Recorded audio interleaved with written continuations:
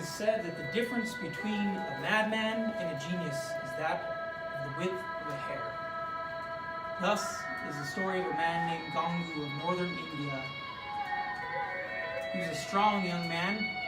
He had courage, leadership, and a lot of will. He and his friends at the age of about 20 decided to enlist in the Sikh soldier army. So one day they all gathered to go to the building for enlisting.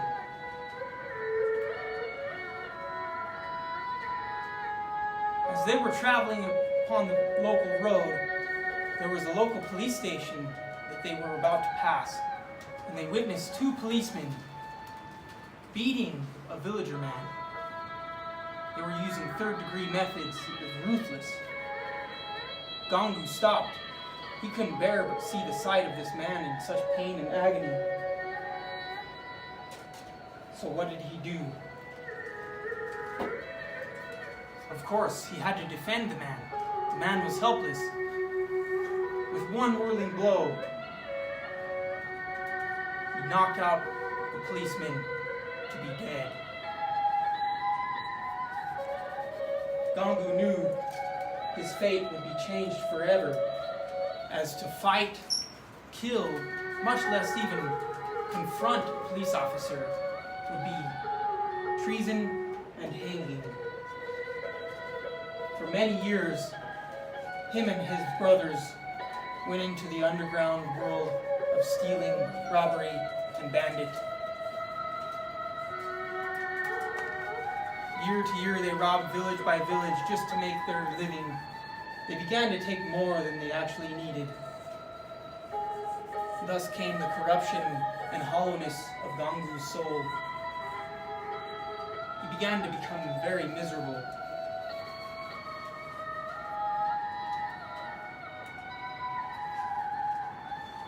One day, as they stopped in a local village, they stole some wine and jewelry, and they all went out into the streets. Gangu went off on his own, in a drunken stupor, stumbling upon the road.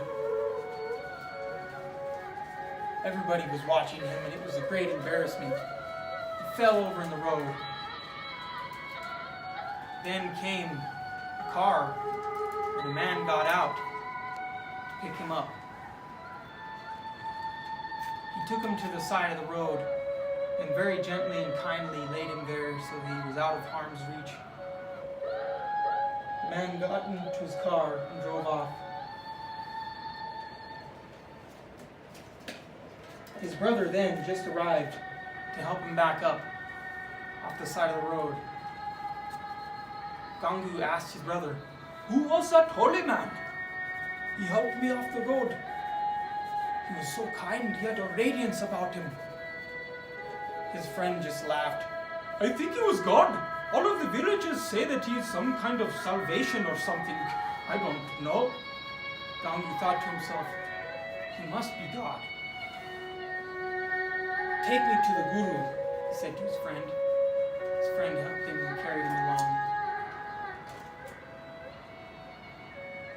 Then arriving in a courtyard where there was people gathered round, someone sitting in the middle of this courtyard, and just there was that very man sitting in a chair. Gangu stumbled to his feet. "Master, please forgive me my sins, for you are God." The man replied, "I am not God. Please get up off your feet, get off your knees, keep prostrating yourself." Gangu said, "I will not give up. I will ask you until you forgive me." "Please get up, son. You're forgiven. Please, master, I've done many bad things, many horrible things." The man replied with a gentle whisper, "Son, it is your faith that forgives you. Please, get up." Gangu couldn't manage to get himself up. He said, "Master, please teach me your ways." The man said, "Well, sir, you have to give up the life of a criminal. You have to give up drinking, you have to give up eating meat, all of these things. You have to learn the true method of meditation. You have to go within and see the light and hear the sound. But Master, I can do all of this. I cannot give up wine. The Master laughed involuntarily. Oh son, just promise you will not do it in my presence. So Gangu agreed, and off he was.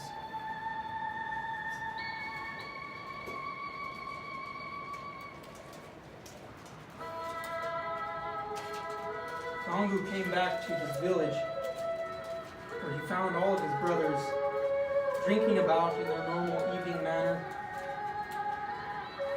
They called to him, "Gangu, come over here!" Gangu slowly approached. "Come over here and drink with us for your celebration of finding the Guru." Ooh, making fun of him. Gangu politely refused.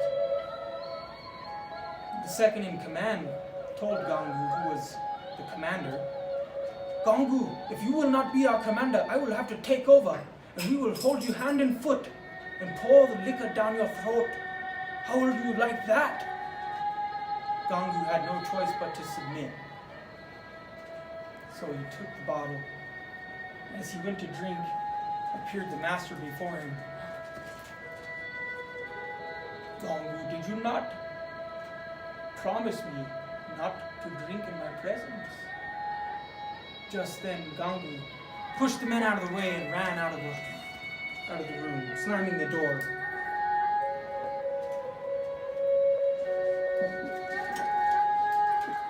When Gangu came back, he was very convicted. "Look, men, you know what a sharpshooter I am. You know how I will kill my own men for disobedience. Now listen to me. Do not move an inch and listen to what I say. I have come across a great Satguru, and just one glance at him has changed my life. We must give up this criminal life. I will give you my keys. You take all of my treasure out of my treasure chest. There is enough for all of you to split equally, and you can start a business of your choice. But we all must be disbanded." One of the men cried out, "But Gangu, we can't live without you." "Yes, brothers, we've been together for very long, but if you stay with me, you will have a hard life, for the police and the authorities are all after me. They know my name. For you all have clean names still. You must leave and go start a new life. We will be together in our hearts." At this, Gangu had one last request. "You must all listen. The last thing you must do is go to Bayaz, India, and go see the master who resides there." He gave him the keys and he left.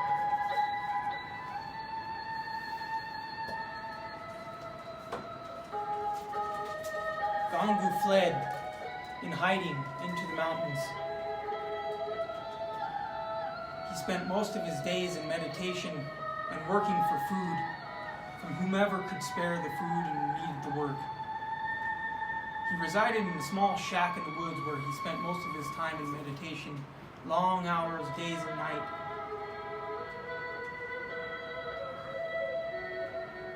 One day, a villager came to his shack, told him of the passing of his guru.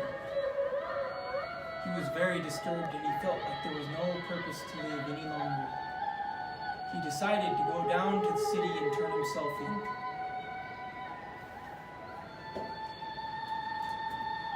As Gangu was in his cell, the jailer and the warden noticed that he had been in meditation for long hours, big smile on his face.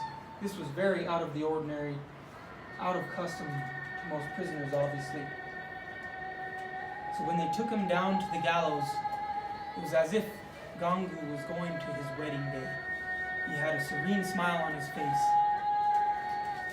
The hangman hesitated to put the knot over his head, but Gangu took the knot from him and kindly put it over his own head. As he stood at the gallows, The magistrate asked him, "Do you have any last words, Gangu?" Gangu replied, "My Satguru is with me. He has taken me to his final abode, and I am in bliss and happiness. It is a great joy to join him. If any of you get a chance and have the good fortune, you must go to Beas, India, and see the Guru who resides there. True and great is the Satguru." And the deed was done. The three men who had been at the execution went to Beas and saw the Guru. They were turned, changed forever. They told the Guru about the many things that Gangu had gone through while he was leading up to his execution.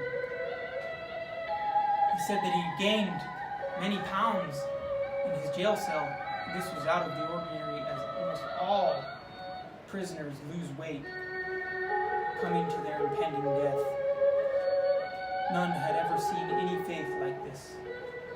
Thus is the story of Gangu.